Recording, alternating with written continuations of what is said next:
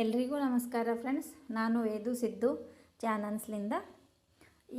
ಇವತ್ತು ನಮ್ಮ ಕಡೆ ಉತ್ತರ ಕರ್ನಾಟಕದ ಕಡೆ ಎಳಮಸಿ ಹಬ್ಬವನ್ನು ಸೆಲೆಬ್ರೇಟ್ ಮಾಡ್ತಾ ಇದ್ದೀವಿ. ಇಲ್ಲಿ ನೋಡಿ, ಇದು ಜೋಳದ ಕಳಕಿ ಇರುತ್ತೆ. ಆ ಜೋಳದ ಕಳಕಿಯನ್ನು ತೊಗೊಂಡು ಬಂದು ಹೊಲದಲ್ಲಿ ಅದರಿಂದ ಗುಡಿಸಲು ಹಾಕಬೇಕು.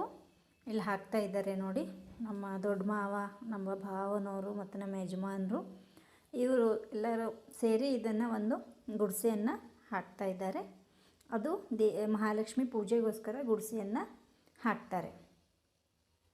ಅದು ಹಾಕಬೇಕಾದ್ರೆ ತುಂಬ ಜೋಪಾನವಾಗಿ ಹಾಕಬೇಕು. ಯಾಕೆಂದರೆ ಅದು ಒಂದು ಸಲ ಕೆಳಗೆ ಬಿದ್ದರೆ ಅಂದರೆ ಅಪಶಕುನ ಅಂತ ಹೇಳ್ತಾರೆ. ಸೊ ಹಾಗಾಗಿ ಹಗ್ಗದಿಂದ ಅದನ್ನು ಕಟ್ತಾರೆ ಮತ್ತು ಅದು ಸುತ್ತಮುತ್ತ ಒಂದು ಶಾಲನ್ನು ಕಟ್ತಾರೆ. ಯಾಕೆಂದರೆ ಒಳಗಡೆ ದೀಪ ಅದನ್ನು ಹಚ್ತೀವಲ್ಲ, ಅದು ದೀಪ ಗಾಳಿಗೆ ಹಾರಬಾರ್ದು ಅಂತ ಕಟ್ತಾರೆ. ಅದಾದಮೇಲೆ ಒಂದು ಗುಡಿಸಿ ಕೆಳಗಡೆ ಇರುವಂತಹ ಜಾಗ ಎಲ್ಲ ಕ್ಲೀನಾಗಿ ಮಾಡ್ಕೋಬೇಕು, ಯಾಕೆಂದರೆ ಪೂಜೆಗೋಸ್ಕರ.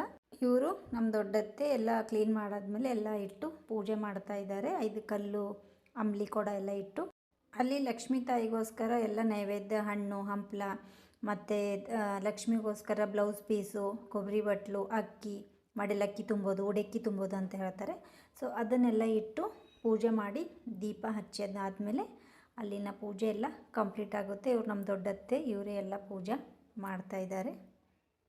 ಪೂಜೆ ಆದ ನಂತರ ಮಕ್ಕಳೆಲ್ಲ ಹೋಳ್ಗೆ ಚಲ್ಲಂಪ ಹೋಳ್ಗೆ ಅಂತ ಇದನ್ನು ಸರ್ಗ ಚೆಲ್ಲೋದು ಅಂತ ಕರಿತೀವಿ.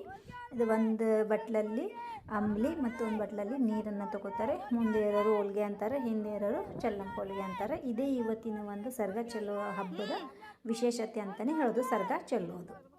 ಇದಾದ ನಂತರ ಸರ್ಗ ಚೆಲ್ಲಿನವ್ರಿಗೆ ಕೈಯಲ್ಲಿ ಸರ್ಗ ಚೆಲ್ಲಿದವರಿಗೆ ಕನೋಲಿಯನ್ನು ಕೈಯಲ್ಲಿ ಕೊಡ್ತಾರೆ. ಅವರು ನಮಸ್ಕಾರ ಮಾಡಿದಾದಮೇಲೆ ಇದು ಒಂದು ವಾಡಿಕೆ ಇದೆ. ಕನೋಲಿ ಅಂದರೆ ಶೇಂಗಾ ಬೆಲ್ಲ ಹಾಕಿ ಮಾಡ್ತಾರೆ. ಅದು ನೋಡೋದಕ್ಕೆ ಕರ್ಜಿಕಾಯಿ ಥರನೇ ಇರುತ್ತೆ. ಇದು ನಮ್ಮ ಕಡೆ ಮಾಡುವ ಎಳಮಸಿ ಹಬ್ಬದ ಪೂಜೆ. ನಿಮ್ಮ ಕಡೆ ಹೇಗೆ ಪೂಜೆ ಮಾಡ್ತೀರಾ ಅಂತ ಕಮೆಂಟ್ ಮಾಡಿ. ವಿಡಿಯೋ